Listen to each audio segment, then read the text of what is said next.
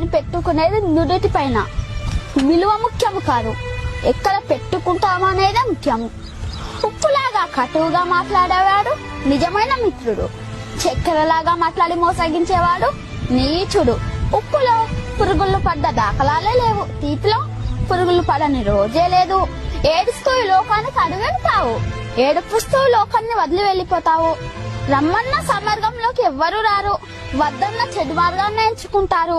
పాలు అమ్మేవాడు ఇల్లు తిరగాలి, సారాయమేవాడి దగ్గరికే అందరూ వెళ్తారు.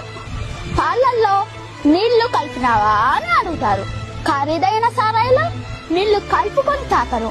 పెళ్లి ఊరేగింపులో బంధుమిత్రుల ముందు వడ్డు వెనకాల, శవయాత్రలో శవము ముందు బంధుమిత్రులు వెనకాల. శవాన్ని ముట్టినందుకు స్నానం చేస్తారు, మూగదీవులను చంపి పూజిస్తారు. కొవ్వొత్తుని వెలిగించి చనిపోయిన వారిని గుర్తు చేసుకుంటారు. కొవ్వొత్తుని ఆర్పి జన్మదినాన్ని ఆచరిస్తారు. హే మానవ, పుట్టినప్పుడు జాతకము, మధ్యలో నాటకము, చావగానే సూతకము, అయినా గది జనుల మధ్య కౌతకము. కష్టం వస్తే భగవంతుణ్ణి కొలుస్తారు, ఆయనకు రాబోయే కష్టాన్ని ఆపడు. నిత్యం స్మరిస్తే కొండంత కష్టాన్ని గోడంత చేసి సులువుగా దాని శక్తి నీకిస్తాడు.